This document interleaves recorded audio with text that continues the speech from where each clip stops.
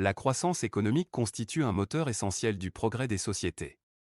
Elle se traduit par une amélioration durable des performances de l'économie, générant des bénéfices pour le développement humain, notamment en améliorant les conditions de vie des populations et en renforçant l'accès à l'éducation, à la santé et aux services sociaux essentiels. Cependant, elle peut aussi menacer le développement dans sa dimension humaine lorsqu'elle génère des coûts socio-économiques observés à plusieurs niveaux. Dans quelle mesure la croissance économique favorise-t-elle réellement le développement humain?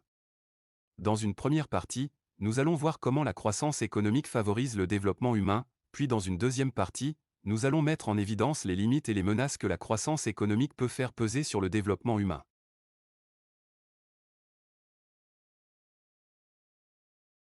Une économie en expansion joue un rôle central dans l'amélioration des conditions de vie des populations. D'abord, la répartition équitable des fruits de la croissance permet d'augmenter le revenu par habitant, offrant aux individus la possibilité de mener une vie décente et de mieux satisfaire leurs besoins fondamentaux. Ensuite, le progrès économique favorise le développement humain lorsqu'il permet la construction d'infrastructures essentielles, notamment dans les domaines de l'éducation et de la santé, donnant aux populations un meilleur accès aux services de base au-delà des seuls transports ou réseaux de communication. De plus, la création d'emplois et la distribution des revenus générés par la croissance offrent aux individus de nouvelles opportunités pour sortir de la pauvreté et améliorer leurs conditions de vie.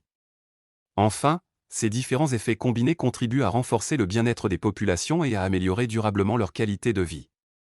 Cependant, malgré ces effets positifs, la croissance économique peut générer des coûts socio-économiques et des inégalités qui limitent son impact sur le développement humain, ce qui sera analysé dans la partie suivante. Une croissance économique mal répartie peut limiter le développement humain malgré ses effets positifs. Premièrement, elle engendre des inégalités de revenus et accroît le fossé entre les riches et les pauvres, certaines catégories sociales restant marginalisées et exposées à la pauvreté.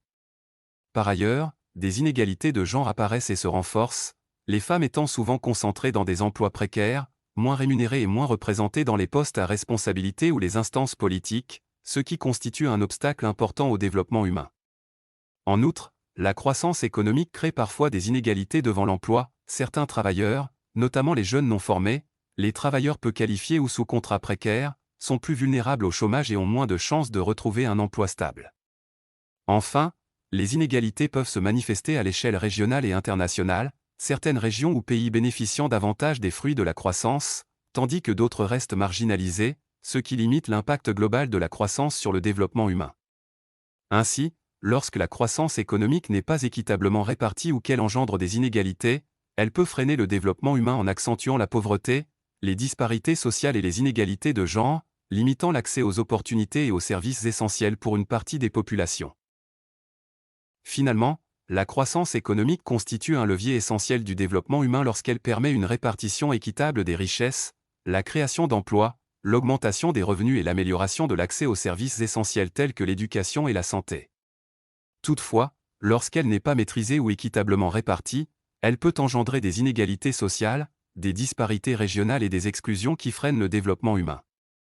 Dès lors, une question se pose, quelle est l'importance de la croissance économique dans la réalisation d'un développement durable capable d'assurer à la fois le progrès économique, la justice sociale et la préservation des ressources pour les générations futures?